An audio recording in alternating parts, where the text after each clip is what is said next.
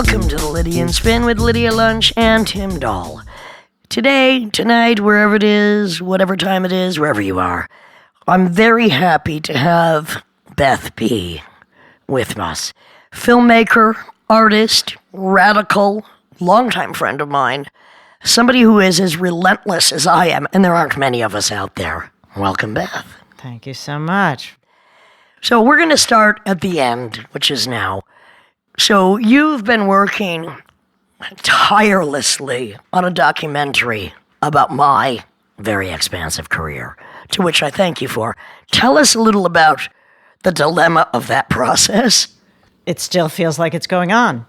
There is no end. I mean, just as the title of the film, Lydia Lunch, the war is never over. So in some ways, okay, the film might be over, but in terms of what the message of the film is, we continue day after day into the future, struggling with the kind of issues that you've been voicing about for 40 years. And you've also been voicing, actually. I mean, we've been on not a similar trajectory, but we have met at various points because we've been dealing with trauma, abuse, the imbalance of power, politics. This is our subject matter. Yeah, and that's why I felt compelled to do a film about you, because they're issues that I feel like, you know, it's a cycle. It's a cycle. We keep going back and forth. Same as it ever was. Same as it ever was. That's one of my mantras. I felt like with you, we could have a much kind of deeper dialogue about that, with also looking at the kind of work that you started to do 40 years ago and that you are still doing today, and the varied mediums that you work in, which I relate to because deeply. You work in varied mediums. So so that's the here and now of the story. Let's go back to the beginning, because I'm trying to remember. I don't know if this was the first thing we did together, so you have to correct me if I'm wrong. But I remember one of the basic things, this was a Teenage Jesus residency at Max's Kansas City. And I had invited you to show films. It was like every Monday or something. This was maybe 77, 78. And instead of showing films you've already made, you decided to film something for every week of that month. And then you filmed The Offenders.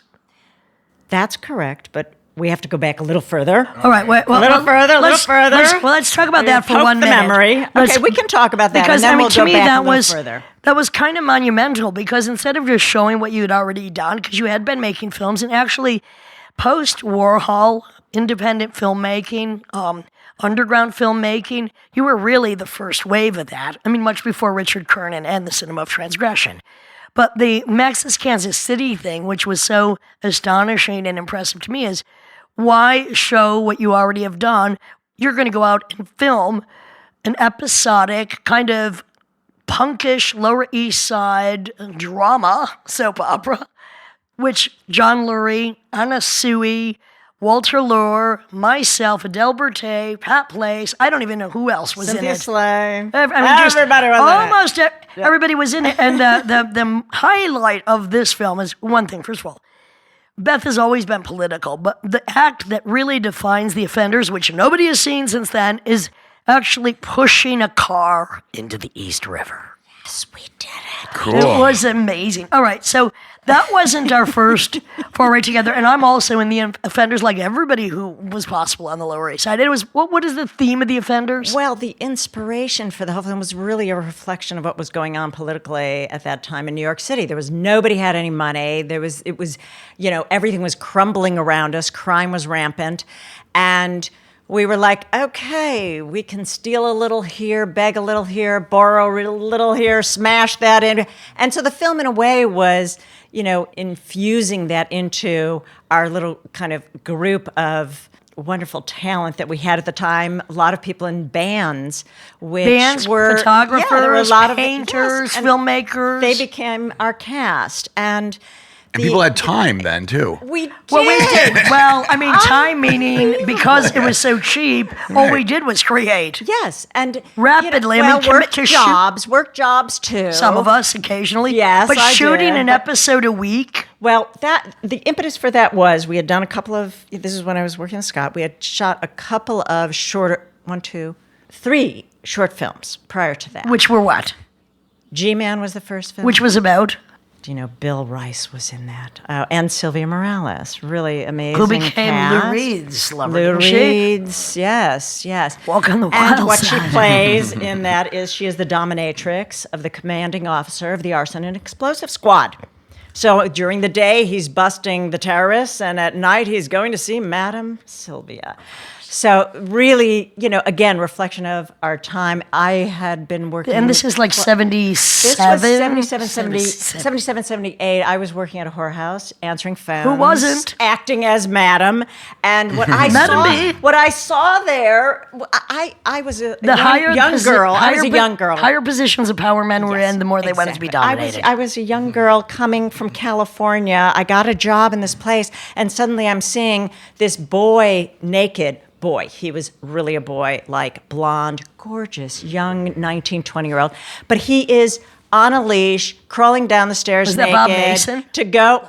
No, this was life. This was my life at that time. Going into the bathroom to lick a toilet out. And that was really, taking a lot of shit that happened in my childhood and having it be so crystallized. And they were wealthy men of power, judges, lawyers, coming Licking in the toilets. to mostly be, dominated and humiliated. All so right, that's that was G-Man. really G-Man. That really fed into G-Man. Next was... So I took that material, brought that into that film, and then next was Black Box. Black Box. All right. Okay, say it in that beautiful voice. Black Box. Yes. Black Box.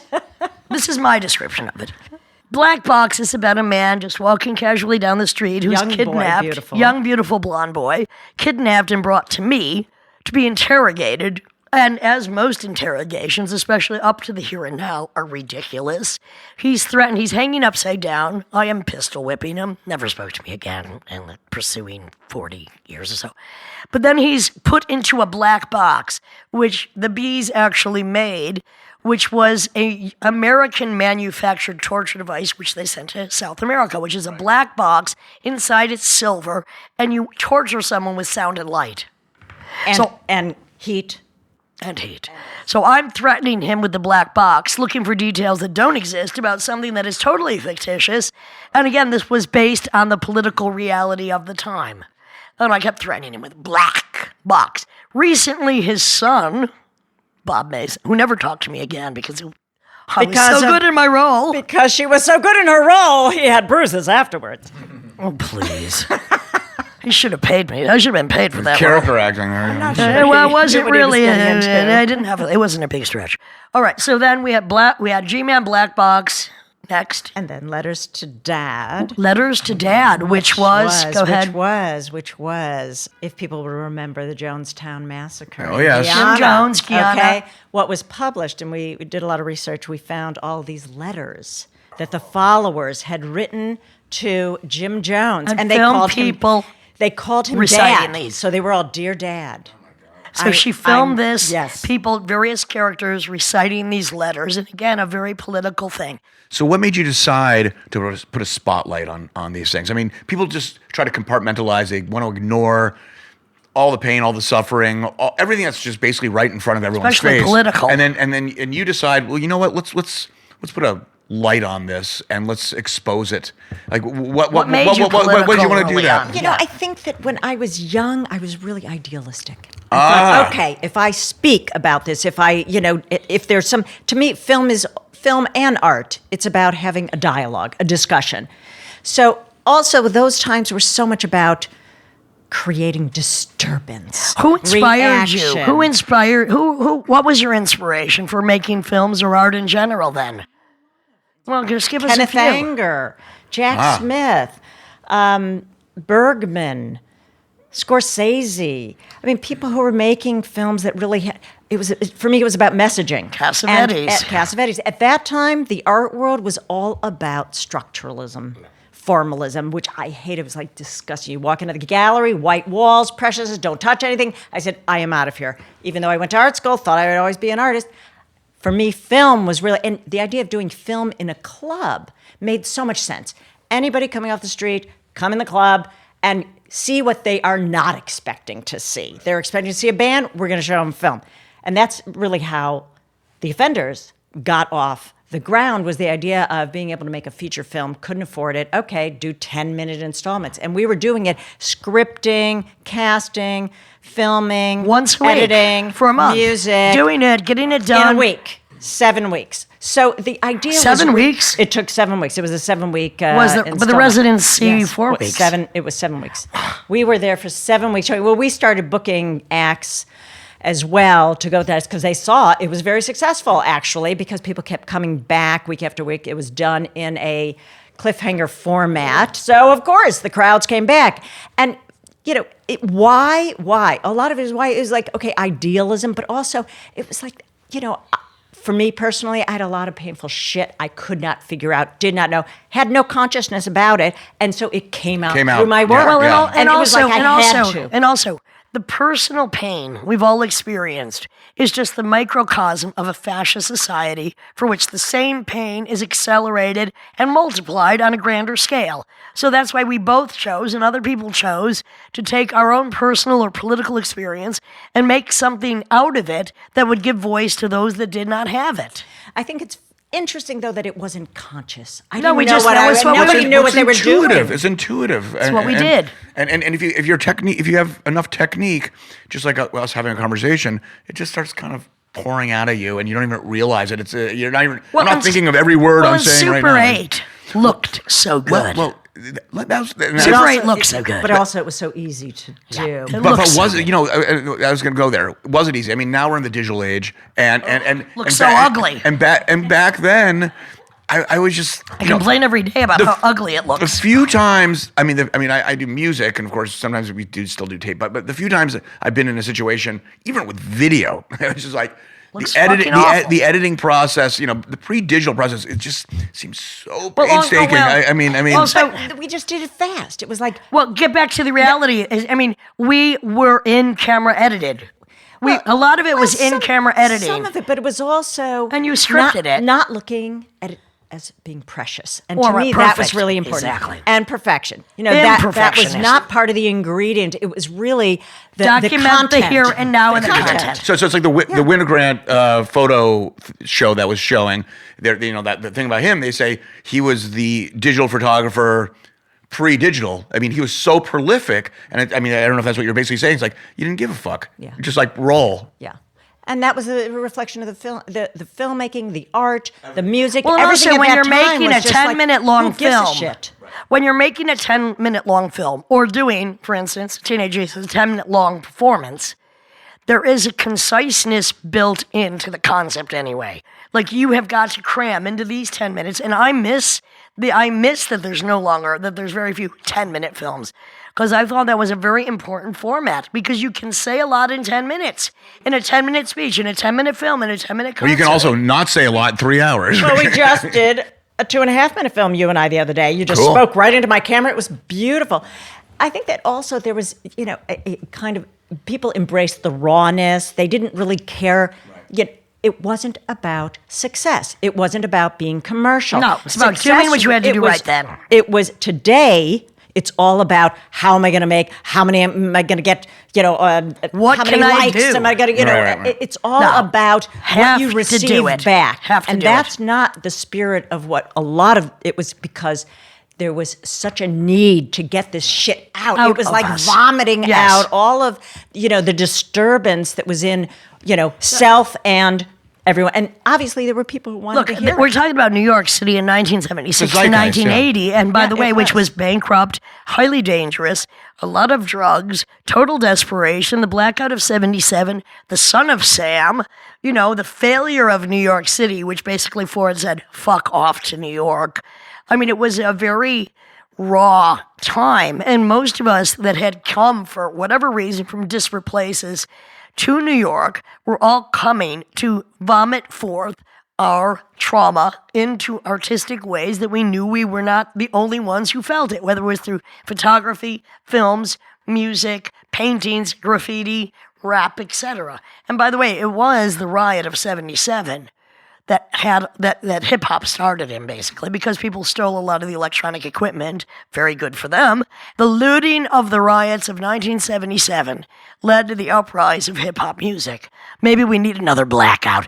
Now, Beth, what I love about working with you, because we've worked together since, I guess, 77. We've done numerous films, feature length and mini. We've collaborated. But what I love about you is that the diversity. For instance, I'm a huge fan of your visual arts, which many people don't know about, and I don't understand why. And I'm just going to describe what I saw, and you're going to tell me exactly what it was. I remember one installation, which was a giant prison cell. I don't remember where it was at, but you walked into it, and I believe you were locked into it for a few minutes, and that was enough to make anybody panic. Well, I did 2 pieces. They're very, very different, but I did one that was called Under Lock and Key, and that was really trying to look at the intersection between and create a dialogue between people who are violated, the people who violate, and the system that imprisons them. And so you did, yes, huge steel cells. It was 1 unit, but it had 4 cells.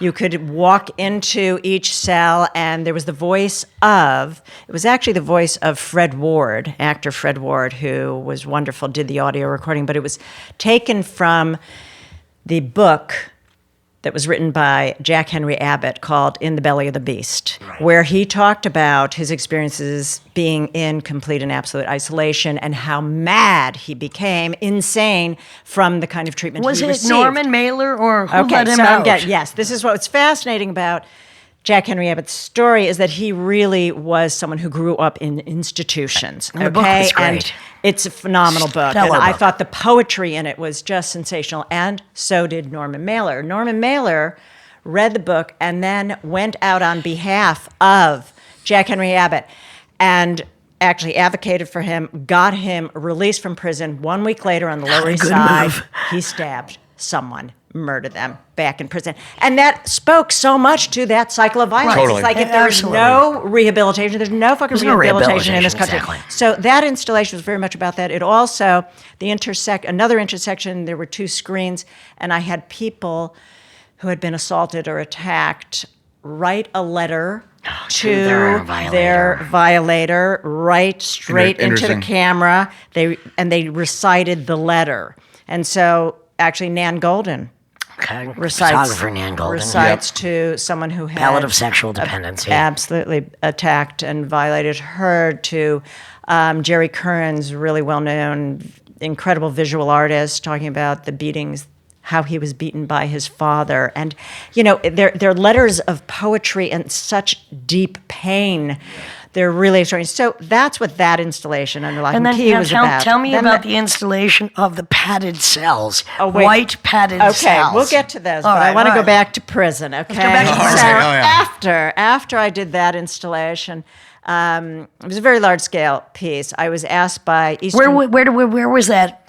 It was shown in one... No, it was shown in some museums. But where was it Europe. shown here? Here it was shown at a gallery that was called Crosby Street. That's what I saw. Gallery. And you lived on Crosby Street. Okay, and I lived there. I lived down What year was this?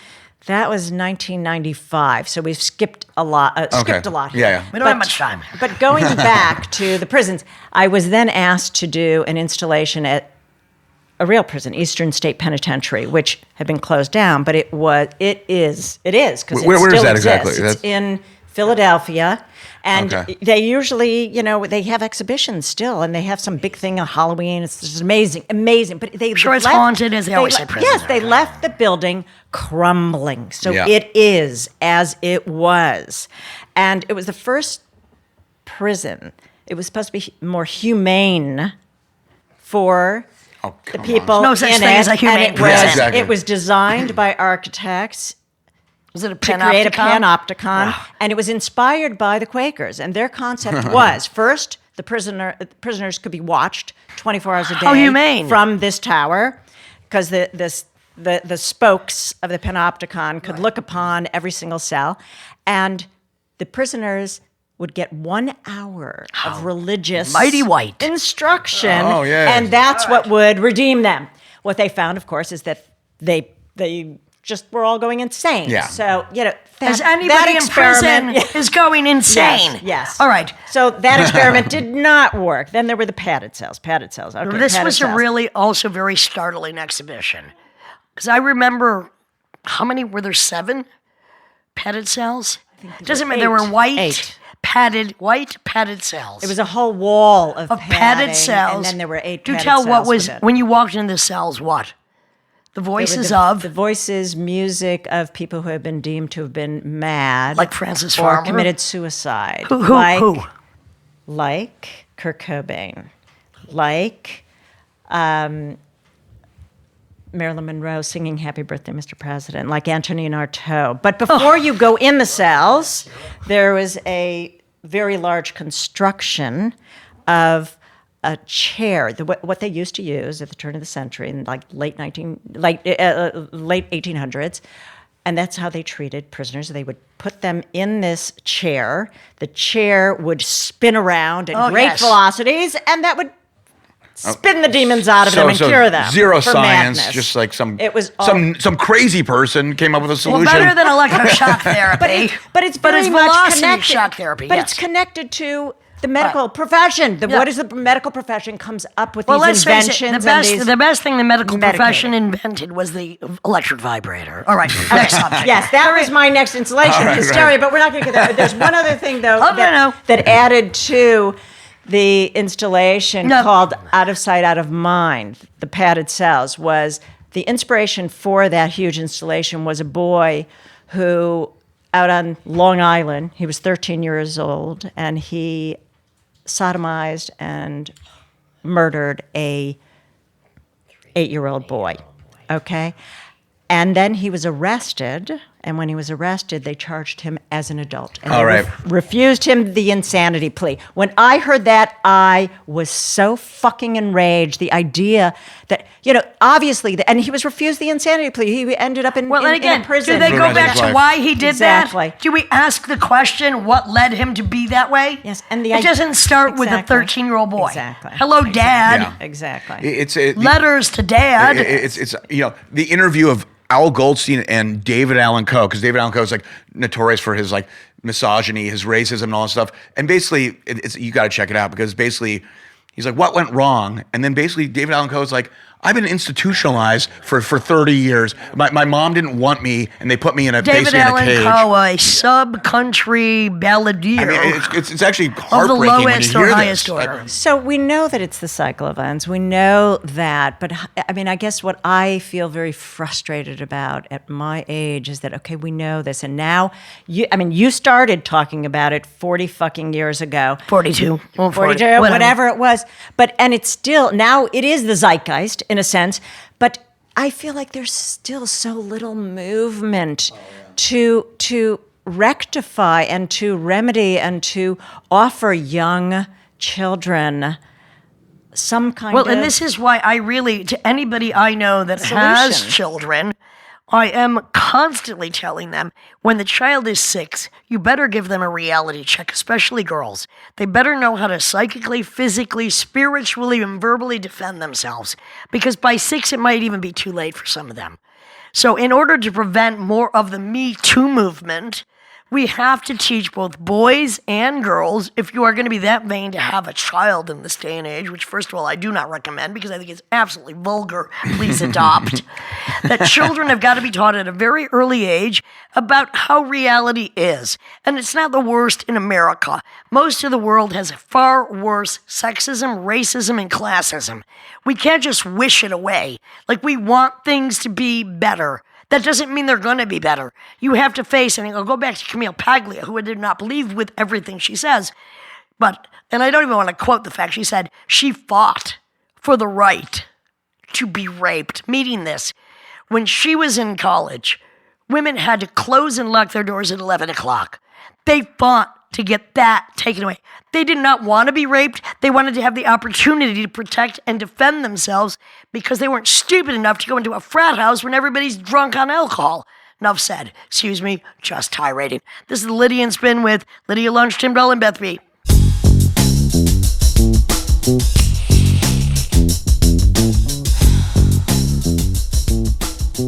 You were talking about vaginas. Beth. Or academia. I think I'd rather talk about vaginas. How about Everyone would. Excuse me. Science of vaginas. Tell me about it. You have a book of portraits of vaginas, and I have to say, mine is one of the better looking ones in it. But then again, they all are beautiful. God damn, wait till the Book of Assholes comes out. I can't wait. Well, there are vaginas and assholes in that book. Well, that's true. I mean, the assholes are less. Well, you know what? The vagina prominent. parties in the 1950s in the Upper East Side. There you go. There's so little sex education for women, I know. and there was these parties where these kind of like Upper East Side aristocracy would teach women how to masturbate. Well, look, okay, Right. excuse me. Nothing beats Annie Sprinkles. Look at my cervix piece. That was amazing, of course, because we never see the cervix. And trust me, man, it's like a mini penis. Now, most of you do have mini penises, but we got one inside us as well. Cervix says. And that's what inspired the vagina, because I felt like... What? Seeing Annie Sprinkle cervix? No, it was feeling like this was the part of my body that I felt was so precious and was so, but yet the vagina is always shown as being corrupted, penetrated, exploited, airbrushed. And so the just simple act of taking photographs Bushwhacked. of 36 women Who allowed you to photograph their beautiful little close-up, pussies? beautiful black and white. They look Portraits. like they are actually etchings. They do 'cause look I like put charcoal them into drawing. black and white, and they're actual. Well, I have to size. say this. I do not think the vagina or any part of the body is so fucking precious, and that people feel it's precious in the culture of rape. What I wish women would understand is it's another body part. Your soul, your identity is precious. Well- and if you think it depends on your pussy or what has penetrated it, you are not going deep enough. I'm just saying. Well, I mean, women understand you got to teach men this. I mean, there's wars over vaginas.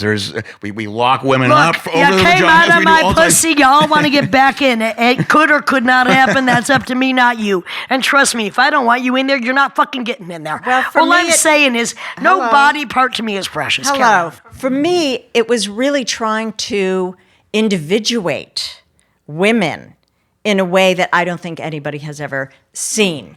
To look at every vagina is completely different. And I personally was absolutely shocked about that. That every single one, it looked like something. Every cock is different, but I don't want to have a fucking I photo don't want to book have of a it. book of that, but the vaginas, they were beautiful. All right, let's talk about another aspect of your artwork, which I really loved, was the beeswax sculptures, which were so beautiful. And were they based on like female mutilation, like a mastectomy, Chinese foot binding? Well, it was- First of all, they were this golden, glorious beeswax. Yes, they were all lit so that I would seduce people into the gallery space, thinking they were going to see something absolutely lush and beautiful. And they were, though. And they were until you got up But- close, and they were actually mutilations of the female body by choice, voluntary and involuntary. So there was Chinese foot binding. There was Mastectomy. breast implants that had exploded and Rough. left women completely God. Disfigured. and there were Vagina explosions? no I'm I love when I love when I have a vaginal explosion. no where they're My excised and- vaginal explosion should be on film, but no, nobody this is can to capture it. prevent women to have any pleasure. Oh, so like so- female mutilation. circumcision. Female, yes. The clit, like in Thank Sons of you. Anarchy, yes. Thank Excuse me? you. Yes. And what I found fascinating when I researched that is that there were different phases of that. Some people just think of it as being, they just cut off this or cut off that. There are different degrees. Sew it Different up, degrees sew to it where up. they sew it up and they put a thin twig don't wanna think inside about a young girl's vagina so that it then you don't wanna closes hear up about it. around the twig, and then That's how when small she it is. is wed, the Raped. husband Rapes. the husband breaks through that tiny little hole, and then it forms around the size of his cock so that it can That's so give dumb. him the pleasure. That's so dumb. So disgusting. So disgusting. Men can't even stand the thought of a Q-tip in their dick, much less this. Well, I mean, some would argue in the era of modern era of like clean water and soap that circumcision is obsolete and is a mutilation of the penis. And guess what? There's only a handful of countries in the world that actually do it regularly. The United States being one. And like, we're so angry. I'm like, I wonder if there's a connection here. Well, there could be, because some people might have been cut too quick to the bone, shall we say. But then again, I prefer a clean cock to dick cheese any day. But anyway, let's just say this. Didn't Bowie buy one of your beeswax sculptures? That would be David Bowie. He's dead and I'm not. He did. Okay. The vaginas. He brought the mutilated vaginas. Yes. Well, he would, wouldn't he? Female circumcision, yes. We're all crazy. What the fuck are we doing all this shit for? It's I think that is, in a way, the beauty sometimes of art is where you can kind of bring people into something that they think they are going to enjoy or, be seduced by, and then in fact you slam them over the head. When I was younger, I would just smash them in the face immediately. Still now do. I've learned that I need to kind of seduce them. Well, that's Sure, That's but why I'm I just saying, have. That's why I have such a seductive voice. I just There you go. kind of lure them in and then smash them over the head with my philosophical disdain for basically almost everything about which this planet is run by. So Beth, I met you during the filming of the new Lydia Lunch documentary, which of course it's been a pleasure hanging out with you. war is never but over. it's coming out soon. Why don't you say a little bit about this, a little something about this film? Well, thank goodness you were in it, because you brought the film to an entirely. You turned the corner on Unexpected. Yes. Tim flips the script.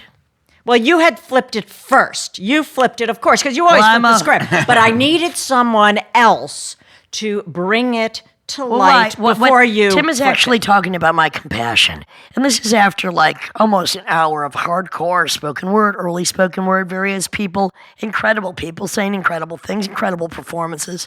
Beth worked relentlessly to pull this together.